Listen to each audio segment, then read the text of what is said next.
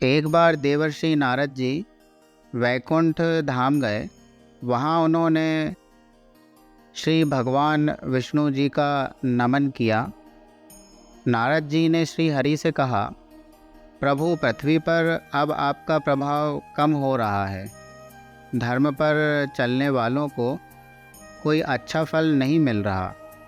जो पाप कर रहे हैं उनका भला हो रहा है। तब श्री हरि ने कहा, ऐसा नहीं है देवर्षि, जो भी हो रहा है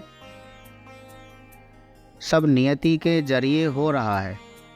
नारद जी बोले, मैं तो देखकर आ रहा हूँ, पापियों को अच्छा फल मिल रहा है और भला करने वाले, धर्म के रास्ते पर चलने वाले लोगों को बुरा फल मिल रहा है। भगवान ने कहा, ऐसी कोई घटना बताओ। नारद जी ने कहा, अभी मैं एक जंगल से आ रहा हूँ। वहाँ एक गाय दलदल में फंसी हुई थी। कोई उसे बचाने वाला नहीं था। तभी एक चोर उधर से गुजरा। गाय को फंसा हुआ देखकर भी नहीं रुका। वह उस पर पैर रखकर दलदल लांघकर निकल गया। आगे जाकर चोर को सोने की मोहरों से भरी एक थैली मिली। थोड़ी देर बाद वहाँ से एक वृद्ध साधु गुजरा। उसने उस गाय को बचाने की पूरी कोशिश की, पूरे शरीर का जोर लगाया, उस गाय को बचा लिया। लेकिन मैंने देखा कि गाय को दलदल से निकालने के बाद वह साधु आगे गया तो एक गड्ढे में गिर गया। प्रभु बताइए, यह कौन सा न्याय है?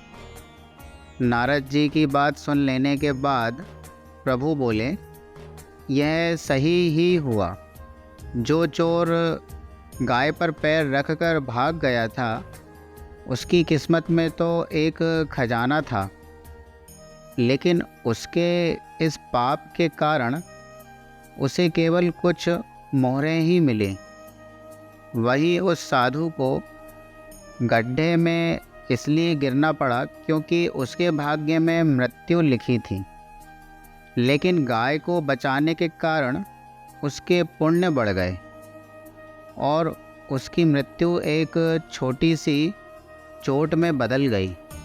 इंसान के कर्म से उसका भाग्य तय होता है। इससे हमें ये सीख मिलती है, इंसान को कर्म करते रहना चाहिए, क्योंकि कर्म से भाग्य बदला जा सकता है।